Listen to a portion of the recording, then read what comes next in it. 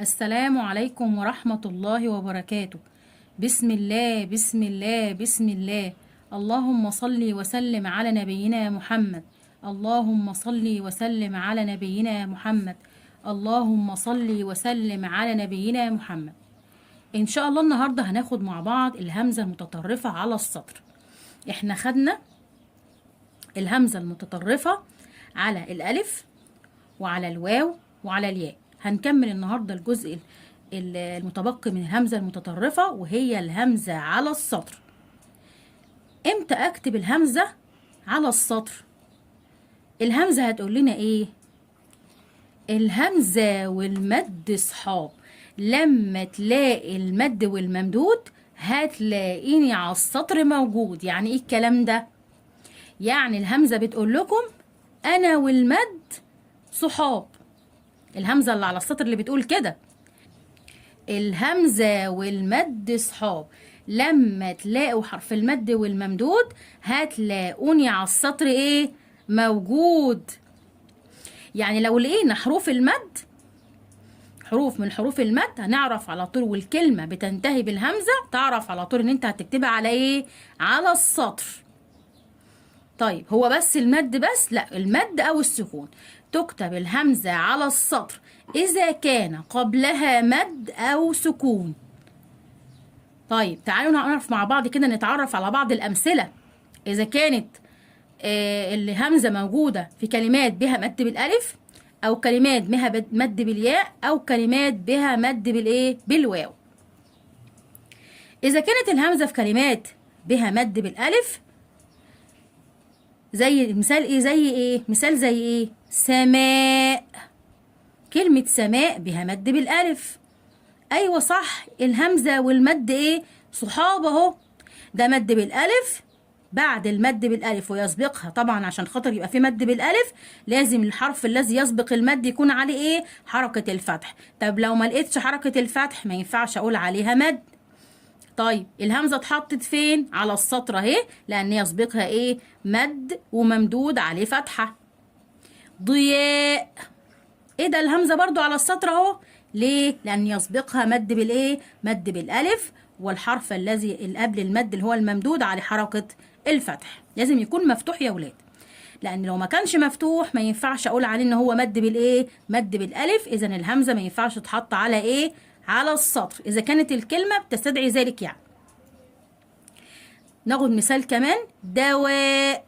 ده فيها مد بالالف اهو، والهمزة اتحطت فين؟ على السطر، والحرف اللي قبل المد مفتوح، يعني عليه حركة الفتح. طيب يا ولاد نشوف مثال على المد بالياء، ونشوف الهمزة هتتحط فين. جريء. جريء في مد بالايه؟ مد بالياء، والحرف المد يسبقه ايه؟ الحرف اللي هو قبل المد عليه حركة الكسر، يعني مكسور. طالما الحرف مكسور وفي ياء يبقى مد بالياء، يبقى الهمزة تضع فين يا ولاد؟ على السطر. ناخد مثال مع بعض كده على المد بالياء والهمزة اللي على السطر. يضيء. يضيء. ايوه ده في مد بالياء والحرف اللي قبلها مكسور، يبقى الهمزة تضع فين يا ولاد؟ على السطر. ناخد بالنا من الحتة دي عشان احنا اتفقنا ان الهمزة والمد ايه؟ صحاب. الهمزة اللي على السطر، هنتكلم على الهمزة اللي على السطر. يعني ايه على السطر يا ولاد؟ يعني بتتكتب على السطر، ما بتتحطش على ألف ولا على واو ولا على ياء، احنا بنضعها على السطر. مسيء. مسيء. الهمزة فين؟ على السطر. طب ليه؟ قال لي عشان خاطر في مد بالياء، وعشان الحرف اللي قبل المد اللي هو الممدود اللي احنا بنتكلم عليه ماله؟ مكسور. طيب نتكلم مع بعض بقى كده على المد بالواو. احنا قلنا المدود التلاتة، مد بالالف ومد بالياء ومد بالواو. ناخد مثال، وضوء. الهمزة تضع فين يا ولاد؟ على السطر. طب ليه؟ عشان في قبلها مد بالواو، والحرف الممدود عليه حركة الضم. طب لو ما لقيتش حركة الضم، لقيت فتح، لقيت عليها حركة الفتح أو حركة الكسر، ما ينفعش أقول عليها إن هي ما إيه؟ مد بالواو. تضع الهمزة فين؟ على السطر. ناخد مثال مع بعض كده على المد بالواو. هدوء. هدوء. الهمزة تضع فين يا ولاد؟ على السطر. ليه؟ عشان قبلها ايه؟ مد بالواو، والحرف الممدود عليه مضموم، يعني عليه حركة الايه؟ الضم. سوء. سوء. الهمزة فين يا ولاد؟ على السطر. برافو عليكم. طب ليه؟ عشان قبلها ايه؟ مد بالواو. يبقى احنا يا ولاد الهمزة المتطرفة على السطر. هتقول لنا ايه تاني؟ الهمزة والمد صحاب. لما نلاقي حرف المد والممدود هتلاقيني على السطر مالي موجود. برافو عليكم. طب بس كده المد بس؟ لا، قال لي كمان في شرط تاني، في حاجة كمان سامحالنا ان هي الهمزة تكون على السطر. ايه هي؟ السكون يا ولاد. السكون من شروط ان تكون الهمزة تضع على السطر اذا كان في ايه؟ سكون، يعني الحرف اللي قبلها ساكن عليه سكون. نضع الهمزة فين؟ على السطر. ناخد مثال كده. دفء. دفء. الفاء عليها يا ولاد سكون. طب الهمزة تضع فين؟ لما نلاقي الحرف اللي قبل الهمزة، لما نيجي ننطقها ونلاحظ ان الحرف اللي قبل الهمزة عليه سكون، نضع الهمزة فين؟ على السطر. برافو عليكم. ناخد مثال كمان. جزء. جزء. حرف ازاي عليه ايه؟ سكون. طب الهمزة كده تتحط فين؟ على السطر. برافو. يبقى الحرف اذا كان قبل الهمزة، الحرف اللي قبل الهمزة ساكن عليه سكون، نضعها على ايه؟ على السطر. ناخد مثال مع بعض يا ولاد. ضوء. ضوء. الواو عليها ايه؟ عليها سكون. طب انا سمعت صوت الهمزة بتتحط على ايه؟ على الف ولا على واو ولا على ياء؟ لا، تتحط على السطر، لان اللي قبل الحرف اللي قبلها ماله؟ حرف ساكن. برافو عليك يا ولاد. تعالوا يا ولاد نطبق بقى الهمزة، نحل مع بعض على الهمزة المتطرفة على السطر، ونلاحظ الملاحظات اللي احنا لسه قايلين عليها. صحح الخطأ في الكلمات الآتية. نحل تدريب على الكلام ده. أحب فصل الشتاء. طب الشتاء دي يا ولاد فين الخطأ هنا؟ برافو عليك، الهمزة محطوطة على ألف. وده صح؟ لا، ما ينفعش. ليه؟ لأن هنا في ايه؟ مد بالألف. واحنا اتفقنا ان لما يكون في مد بالألف او مد بالواو او مد بالياء، الهمزة توضع فين؟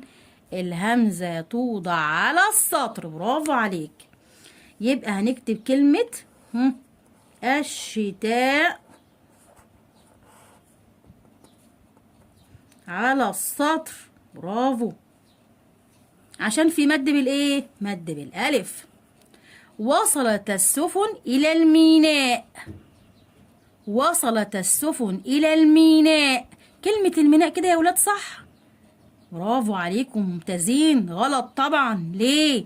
عشان الهمزة محطوطة على الالف، وهنا في مد بالايه؟ مد بالالف. طالما في مد بالالف يا ولاد، يبقى الهمزة تطلع فين؟ توضع على السطر. برافو عليكم.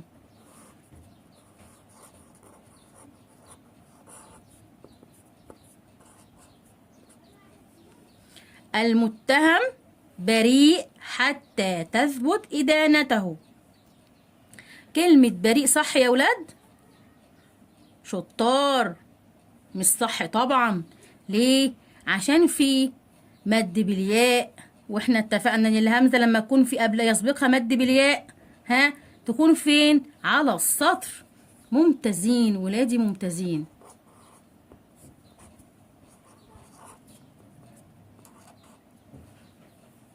ناخد مثال مع بعض كده يا ولاد. الرجل يحسن الوضوء. ايه ده؟ فين الخطأ في كلمة الوضوء؟ برافو، شطار، جزاكم الله خيرا. ده في هنا مد الهمزة مفقودة فين؟ على واو.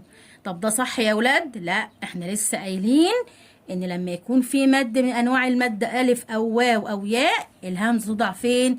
على السطر. شطار.